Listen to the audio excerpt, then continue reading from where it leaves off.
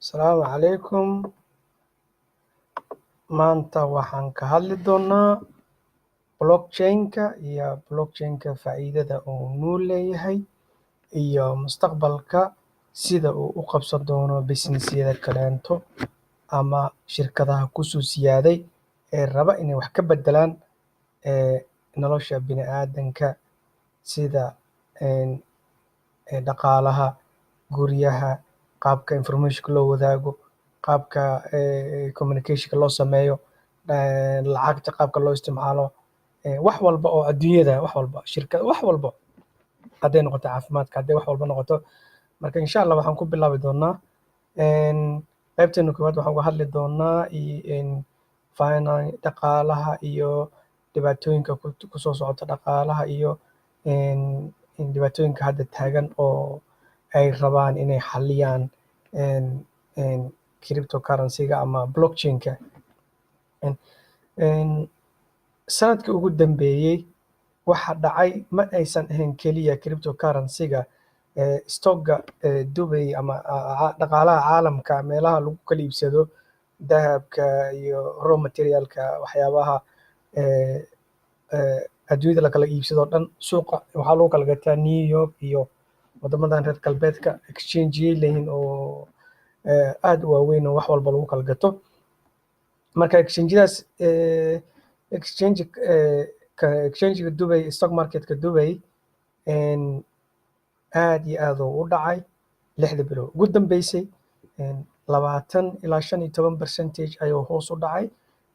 Al Jazeera iyo joornaalo kaleento oon baarayne waxay qoreen waxaa la arkay ama maaragtay hadda xaaladda sida ay tahay wax horey loo arkay ma ahan ama xaaladda sida hadda tahay wax hore loo arka ma ahan oo dhaqaale xumo aad iyo aad u weyn ayaa laga baqayaa inay dhacdo wayna bilaabataybo maaragtay insha Allah waxaan rajaynaynaa ilaahay waxaan ka baryaynaa asiga maaragtay na badbaadi karin inuu na badbaadiyo.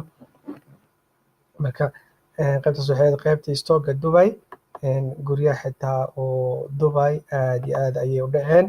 Qofkii maaragtay guri Dubai iibsaday sanad ka hor oo ku iibsaday $1 milyan maanta gurigiisa wuxuu joogaa 400 ilaa 600 ayuu joogaa. Micnaheedu wuxuu lumiyey 50% ayuu qiimihii guriga lumiyey. Marka guriga aad shalay ku gadatay $1 milyan ee maanta 600 ama 500 jooga waad dareemi kartaa maaragtay xanuunka ay leedahay maaragtay sanad gudaheeda. Raggeenan cryptocurrency-gana 1,000 iyo 2,000 iyo ama 20,000 waxa lamida nagala tagay groupka OneCoin ay ka qayliyaan. Ma ahan keliya Dubai, dhaqaalaha caalamka oo dhan waaye sida maaragtay Australia oo kaleento journalka waa journal Australia kasoo baxa. Sydney keliya magaalada Sydney waa arkaysiin 60% ay hoos u dhacayeen guryaha 60% ay hoos u dhacayeen. micnaheeda waxaa waaye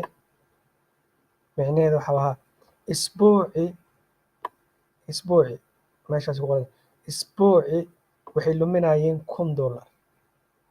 marka bishii $5,000 labada bilood $10,000 waad dareemi kartiin intay tahay $10,000 laba bil gudaheeda $10,000 waa lacag badan. marka sanad ku dhufo waad dareemi kartiin waa qiyaasi kartiin intay tahay. marka Australia keliya ma ahan iyadana Canada iyadana 40% ay aad iyo aad hoos ugu dhaceen dhaqaalaha Canada asne oo especially guryaha sababtoo ah dadkii shaqooyinka way iska adkaadeen dhaqaalihii wax socda ma lahan. marka waxaa yaraatay gadasho iibsashada guryaha la iibsanaya dhaqaalihii aad iyo aad dhaqaale xumaa ku timid. marka bangigan ayaa wax ka qoray UBS. marka bangiga UBS-na waa galay waxaas oo dhan waa sax. meelo badan ayaan ka eegay. marka haddii aan idhaahdo hal aad kugu sharaxaa waxaa waaye waqti badan ay qaadanaysaa. marka wax walbo macluumaad oo meeshaan waxaan idin dhigi doonaa linkiga hoose marka qof walba uu ka akhrisan karaa macluumaadka qofkii raba ama sii raba inuu raadiyo waa kaasaa. Marka insha allah hadda waxaa u gudbi doonaa blockchain-ka.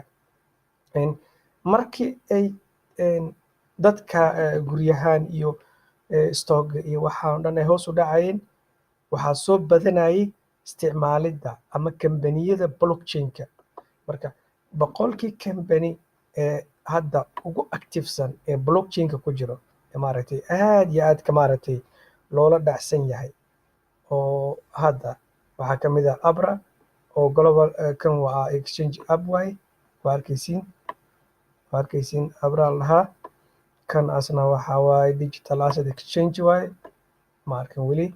Kan oo kale inta asna application private blockchain application waaye, waa company.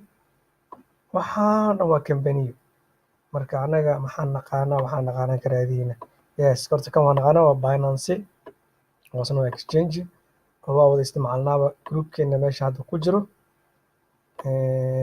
Waa kaasaa. Waxaan kaloo idiin sheegaa dadka nagu cusub, dadka aanan cryptocurrency-ga aan fahansanayn, group waxaa jira oo Soomaaliya oo crypto la yiraahdo. Marka wixii u baahan inay soo galaan oo cryptoga wax ka fahansan ama wax macluumaada nagu soo siyaadi karo, waxay commentiga hoos nagu soo qori karaan ama groupka adminka ayay la soo xiriiri karaan. Marka waa u gudbi doonaa markay isoo gudbaan commentiga. Marka ma ahan groupkeenana ma ahan group oo waxyaabaha aan ku kala wadaagno ma ahan wax referral sida OneCoin oo kaleeto referral qofkeen commission laga siiyaa ma ahan.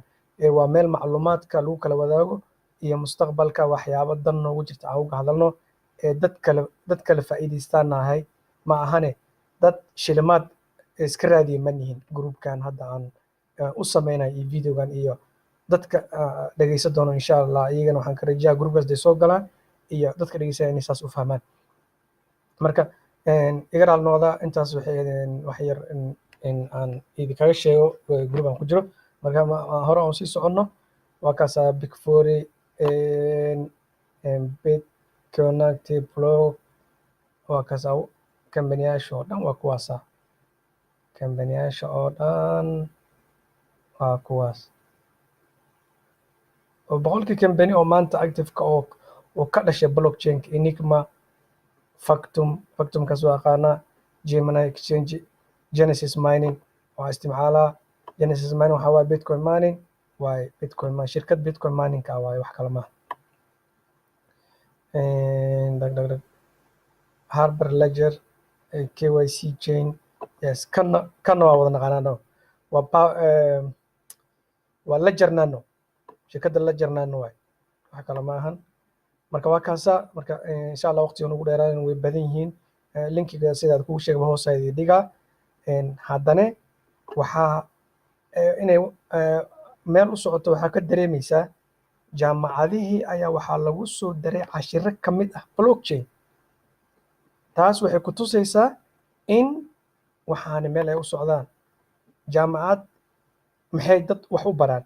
Waxay wax u baraan in generationka mustaqbalka soo socdo isbitaallada ka shaqey lahay, guryaha dhisi lahay, injineero wax walba oo wax qaba lahay ee hadda tirin u sismaayeen. Marka haddii aysan blockchain wax ahayn ama loo socon blockchain, maxaa jaamacadaha adduunka ugu qaalisan loogu soo daray? Oxford waa arkaysiine maxaa loogu soo daray?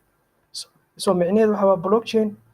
Meeshaan blockchain wuu yimid inuu wax roga ma ahane oo wax hagaajiye ma ahane mana meel u socdo male waa micnaheedu. Marka alxamdulilah dadkeena hadda ku jirno insha allah inaan ka faa'iidnaan rajeynaynaa. groupka iyagana inay ka faa'iideystaan aan rajeynaynaa insha allah. waxaa kaloo jiro asna ninkan oo kaleento waxaa la yidhaha Mike Maloney, wuxuu ka hadlaa wuxuu aad iyo aad uga hadlaa arrimaha cryptocurrency-ga. Marka waa nin dhaqaalaha aad iyo aad u yaqaano oo Mike Maloney kanaalkiisa waa kaasaa. hadda dadkiin ingiriiska fahma waa dhegeysan kartiin. yani wuxuu sheegayaa dhaqaale xumo aad iyo aad u weyn inay soo socoto. waxaan kale oon idiin sheegaa bal adiga su-aal isweydiin, maadaama guryihii ay dhaceen oo maanta ay xaaladii guryaha waa meesha ugu badan oo lacag laga faa'iido.